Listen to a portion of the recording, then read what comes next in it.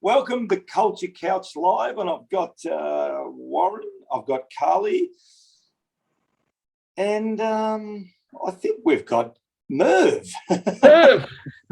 Merv, because ever since you started saying someone had called me Merv, Ruzi, I've been getting all these LinkedIn messages saying "G'day, Merv." So I thought, damn it, I'm gonna come as Merv today. So I'm up coming off the long run up, and I'm ready to go.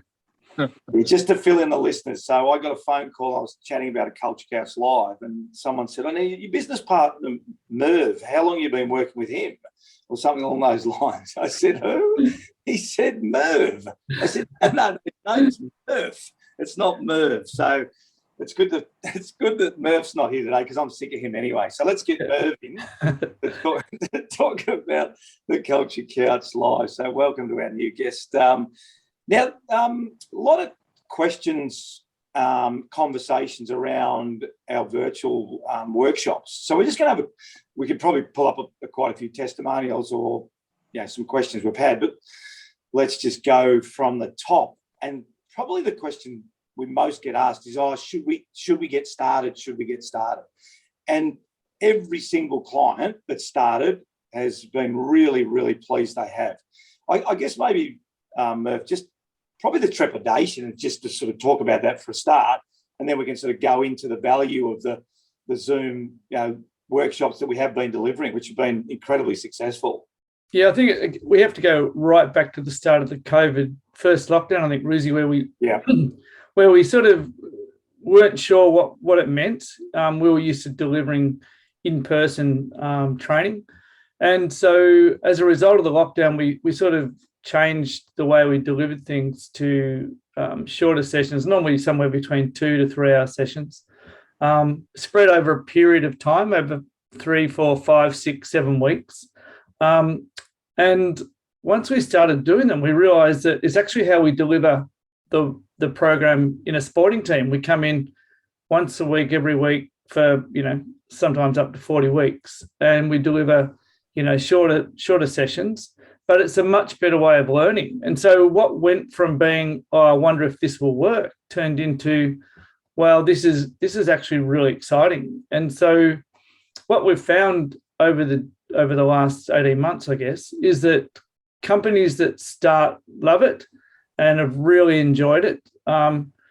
When we came out in between the two lockdowns, I think we went back to a lot of in-person, and then we also went to the in-between, didn't we? So we some in-person, start the program in person, and then go online, or start the program online and come and do some real talk sessions in person. So it's been a really interesting journey for us where we were a little bit unsure at the start, but now we would have absolutely no hesitation. In fact, we would recommend get started. If you're thinking about running a program, get started, because the value of the shorter sessions over a longer period of time creates a whole lot of flexibility and in some ways better learning.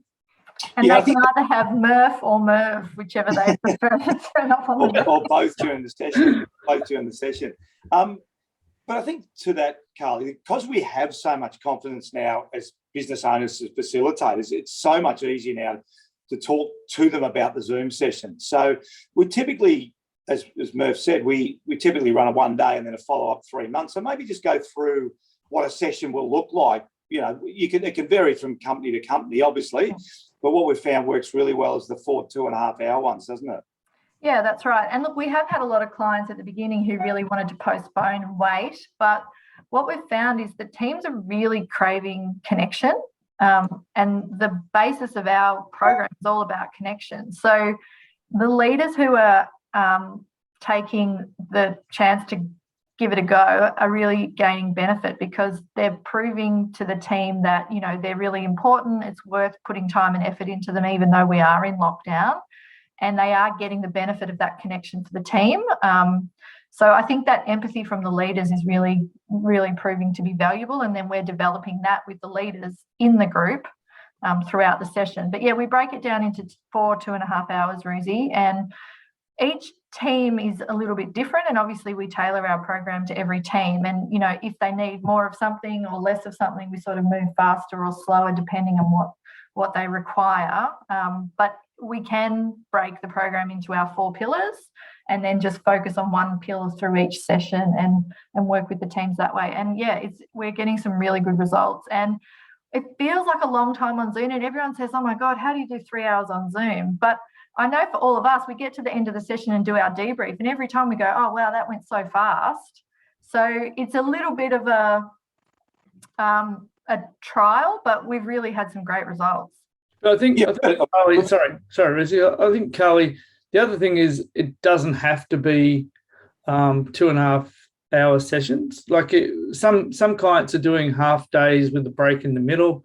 Others are doing full days. So we've got a number of clients that are doing full day sessions, and they get as much out of it as well. So I think the beauty of in some ways is the flexibility of it. But it's always the test is when there's 1 or 2 people who say, look, the full day is too much for me. I'm going to come to the morning session and I'll see how I go for the afternoon. And every single time you see them come back and stay for the full day. And I think that's the real test. Yeah, 100%. I think the other thing was too is I mean, you've sort of done both, but also running a company. Carly touched on that connection. People are craving just conversation. I think we're actually finding deeper conversations in the workshops, because you can look at someone in the eye on the screen and you can actually see the body language, and we're letting those conversations flow. And clearly that's something that's really missed in the workplace at the moment, isn't it, with not everyone back at work? Yeah, I think the reality for a business is, irrespective of their culture and performance sessions, is they've got a hybrid workforce. So people in the office, people out of the office, people at home, people even on the go. And so requiring or setting expectations that you have to have it in a specific format is just unrealistic in the modern workforce anyway. So, and then it's about, I think we give the team the tools specifically to ensure that they engage really well through the meetings and create those relationships. I think the big thing we're missing, obviously today, especially in Australia, is that human connection. It still is obviously required. So we have to figure out that means to do so. And I guess in Victoria specifically, we haven't had a chance to much this year, but when you can, you can. But ensuring that that's set up and the perfect world is available for us to run the session in an environment to which you want to, is just never going to happen. So I think that's important. I think also our technology, specifically the work that we've done around the technology piece and installing the institute and even the wellness sections now around mindfulness and meditation and having online technology pieces to support us is very common for businesses to adopt today and practices to adopt, because also not everyone has the time, as you say, to attend the meetings, be engaged, be present. So having the tools there to help people perform the work that we need to when we're not available to support them is key as well. Yeah, 100%. And let's just maybe a bit more specific around the workshop. So the absolute benefits, I mean, we've found some no-goes, like, you've got to have your camera on, got to be not in a boardroom, 4 or 5 in a boardroom. So everyone has a camera, which is really, really positive. But I think, if you touched on the homework piece, has been really good, hasn't it? Like that's the footy thing, isn't it, where we break them up. So maybe talk to that a little bit, Murph. Yeah, well, in session 1, you go through the content, and you, at the end of that, you sort of do a bit of a reflection, and ask the group to go away and think about or work on something. And then when you come back for session 2, you reflect on session 1 and ask how the homework or what they're working on has gone. And we have really good conversation. And then you do the same, you deliver your content, and then session 3. So, and it goes all the way through, whether it's a 4-session, 5-session, 6-session program. It's just a really reflective piece, and it's a great way to learn. And I think the other thing too, Ruzi, is having rooms, breakout rooms. It's like working in small groups. So it's, it sort of, once you start to break it down and think about it, it actually, okay, I see how that works. And to be honest, the best thing about the breakout rooms is I can move you from room to room to room to room, and so you keep disappearing mid sentence, which I just think it's like performing magic. I just love it. Yeah, I've been telling my best stories, and all of a sudden I get cut off with haven't told the punchline.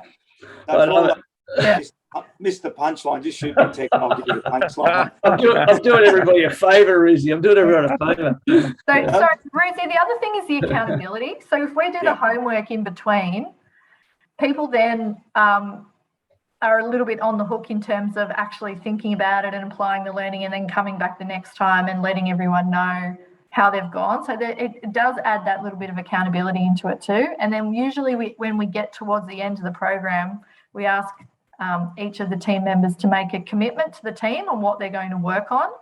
And I think that's really powerful too, to do that over time, because then it sort of builds up in terms of what's expected of them and what their role in the team is. So I think that's another element that's really important too.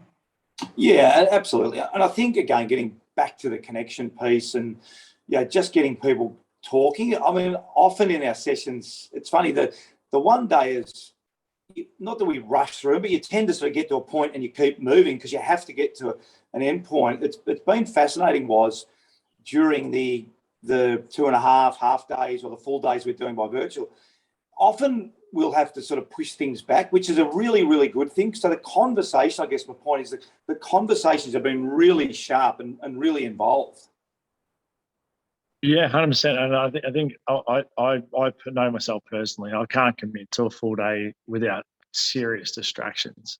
So if you say to me, I need to be here for a couple of hours, I'll give you my all in that period, and then I can go away and do so. So I think, and that would be, most executives would really struggle. You'd see them after an hour or two being on their phone and actually starting to flick through messages and start to disengage. So I said I would agree. We did the full day workshops with Emil at Market One, and now we've started to do these sort of virtual sessions with Jez, and hopefully the next one with Carly. And I think your team's committed for that period. They're all in for that period, and it just makes a much more impactful session.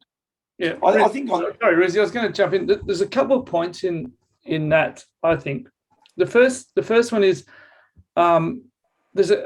when we come together at the minute, people are just really pleased, as you say, to connect, but also to leave work behind, because work's just morphed into our lives. And so people are really excited to just go, stop. Okay, we've set aside this 2 hours, 4 hours, 6 hours, whatever long it is, and just really enjoy the break. And so that's the first thing. And the second thing is, when we're working with executive teams, generally they fly in people from all over Australia or even, overseas. And so they've got to get people in and out in that period. Whereas online, we've been chatting about this. Yeah. Charlie and I can be working in Melbourne this morning, Sydney this afternoon, New Zealand tomorrow, Singapore the day after. And so you don't have all that travel time. You don't have the hotels, the restaurants, all that stuff, which are all fun, but the truth is they're all expensive and they cost companies money. So you can actually time, Murph. It's more the time, really, isn't it? Yeah. So there's a couple of really interesting things that have come out of this, and so I don't know what's better or worse, but I think you're right. I absolutely wouldn't hesitate to start. I think the key to it is, if you think your team needs to implement some sort of program, then don't not do it, is probably what we would say. And I think, Carl, I want to pick up one of the things that Murph said, because I agree sometimes on the time, but I think what I've noticed, it's more the setting that you and Murph have done really well to set them up away from work. And I reckon if you do that, the relief on them not talking about the P&L, the relief on them not talking about the budget, and then I think it actually makes the time fly. So whether that's 2.5 hours, whether it's 4, whether it's the 6, and it's also the breaks in between. I think the way you've set it up, you two, has been really good. 15-minute break, get to your phone, check your emails. After, if we're doing the full day, which we've done with a couple of things, right, 2 hours and a half, full half an hour break. But I absolutely agree with Murph. I think the fact that people about 30 minutes in go, oh, so we're not going to talk about work at all today, is such a relief, isn't it? Yeah, but like you say, giving them space just to come together. And from my point of view, stuck in here with 2 kids that are here forever and ever, like it's actually a relief to. They do grow up. They grow up. Oh, at the moment, I don't know if they do, but yeah, eventually. but you're with your team and you're actually, you know, doing something really meaningful, and you can sort of shut everything else out. So whilst you're happy to be in the room, it's also good to give yourself a break from all the other stuff that's going on at the moment too. And there's also flexibility in the timetable that we don't have. Like, so, you know, we've got a client next week, Ruzi, you probably don't know this yet, but they're running a full day workshop, and they said, can we take a 2-hour break in the middle because we've got a briefing? Of course you can. So, you know, we're starting. And then if we don't get it finished, we'll pick it up next week or the week after, and that we'll pick up the other bit. So it does give you that flexibility, yeah. Brucey, do you have your pencil to write in that 2-hour break and rub out the bit in the middle where you don't have that?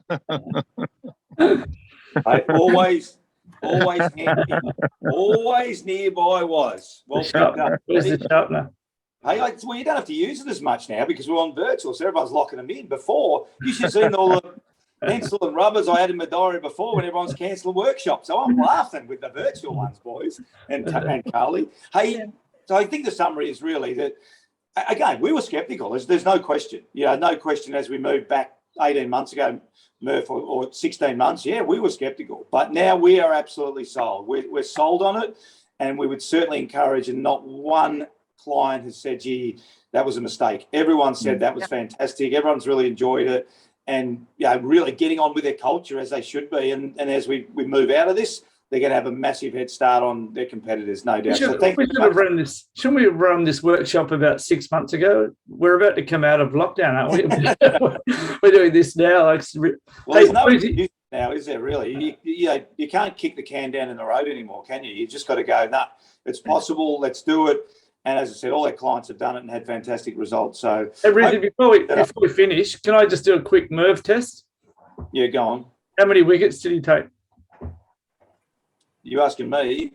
Well, anyone on this call? How many wickets? How many test wickets? I'll take 243. Was? I don't know. 212. No, I went far off. That's good. Who did he take his hat trick against? England. West Indies. Very, very good West Indies was. And how many half centuries did he make? 3. 2. Over 1,000 runs, 212 wickets. What a legend of the game. Let's just put up a photo for everyone to see the comparison. That was the photo. Oh, there he is. That's not bad. Did you make that, Mo, yourself or what? Oh, mate, I spent hours last night making this. All right, thanks very much. Well, hopefully we got a little bit of detail on Merv Hughes, a little bit of a trivia contest as well, of which I got 0 out of 3, but that's okay. Thanks a lot to everyone. Culture Couch Live. We'll see you again next week.